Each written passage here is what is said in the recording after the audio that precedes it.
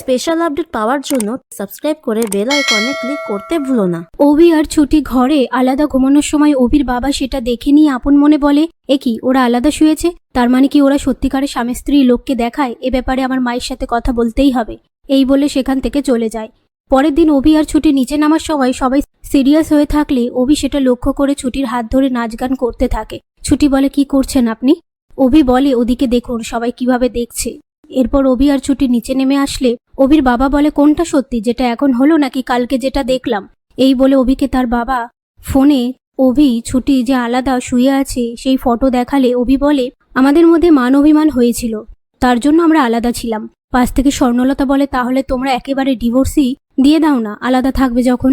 এই কথাটা শুনে ঈশা ঝুমকিকে ভিডিও কল করে বলে, ডিভোর্সের কথা হচ্ছে। এই বলে ঝুমকিকে ভিডিও কলে সবটা দেখায়। তারপর অভি তার বাবাকে বলে, তোমার আর মায়ের মধ্যে তো অনেক মান অভিমান হয়, তুমি অনেক সময় সোফায় এসে শুয়ে থাকো, আমাদের মধ্যেও হয়েছে। আসলে আমি আমার বউকে পাশ বালিশ ছাড়া ঘুমাতেই পারি না। এগুলো দেখে ঝুমকি রেগে যায়। এসব কথার মধ্যে ছুটি অভিকে বলে, আজকে আমার অফিসে যেতে লেট হবে, আশ্রয় বাড়ির বাচ্চাদের রথ কিনে দেবো, তাই আমি গিয়ে রেডি হয়ে নি। এই বলে ওপরে চলে গেলে সবাই সেখান থেকে যে যার ঘরে চলে যায়।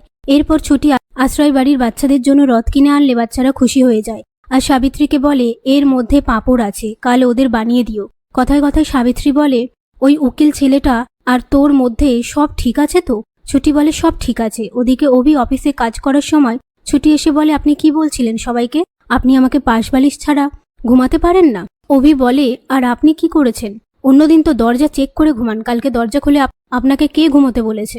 আর এই দেখুন, হিরণময় আঙ্কেল আপনাকে শুনানিতে ডেকেছে, কোর্টে কিন্তু আপনাকে যা খুশি তাই প্রশ্ন করবে।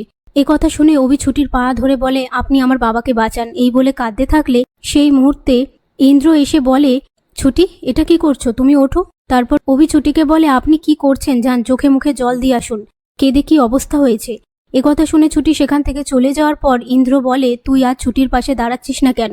মনে রাখিস, তোদের যখন বিয়েটা হয়েছিল তুইও অসহায় ছিলিস, ও অসহায় ছিল।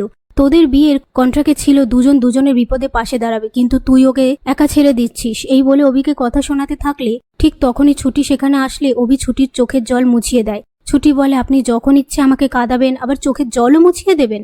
আপনার কাছে আমার একটাই অনুরোধ, আমার বাবার কেসটা ছাড়বেন না। অভি বলে, আপনাকে আমি 5টা সুযোগ দিলাম, আর তার সদ্ব্যবহার যদি করতে না পারেন তাহলে কন্ট্রাক্টটা আমি ছিঁড়ে দেব। আপনার কাজ হলো বিশ্বাসযোগ্যভাবে নিজেকে আমার যোগ্য বউ হিসেবে প্রমাণ করা, বুঝতে পেরেছেন?